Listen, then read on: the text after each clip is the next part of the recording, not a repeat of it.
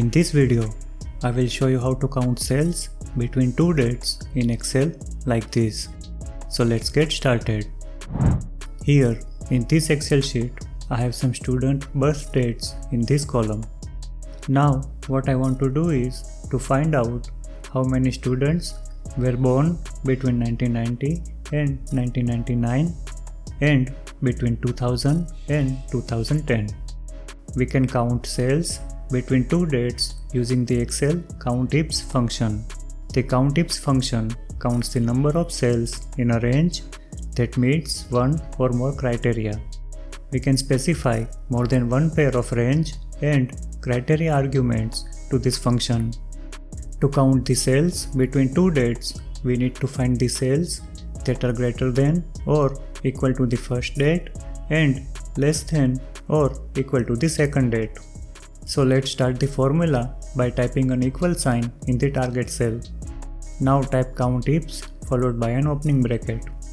Select all the dates as the first range argument. The first criteria argument will be greater than or equal to the first date. So let's type greater than or equal to 1st January 1990 in the double quotes. Type a comma to enter the second range. I am going to select the same cell range for the second range argument. The second criteria argument will be less than or equal to the second date, which is 31st December 1999 in the double quotes.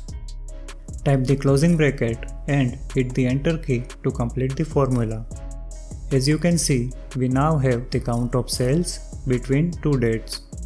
I am going to do the same for the dates between 2000 and 2010. In both of these formulas, I have hard-coded the dates directly into the formulas. Sometimes these dates are located in another cell like this. For example, in this Excel sheet, I want to count the cells between two dates contained in cells E2 and E3 respectively. In such cases, we cannot directly put the cell reference in the formula itself. We need to concat the cell references with the criteria conditions using the ampersand sign like this to get the count of cells between two dates. We can also use the sum product function to count the cells between two dates. Here is the formula to do that. There are two parts of this formula: B3 to B7 greater than or equal to E2 and B3 to B7 less than or equal to E3.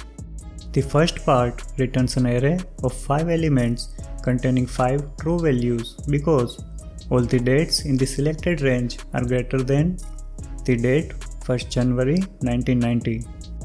The second part returns an array of 5 elements containing false, true, false, true and false because only the second and fourth dates are less than or equal to the date 31st December 1999.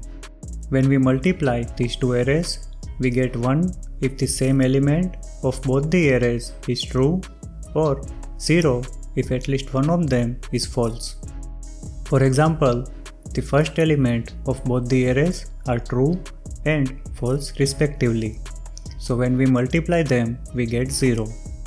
The second element of both the arrays is true, so we get 1 when we multiply them. The result of multiplication is an array of 0, 1, 0, 1 and 0.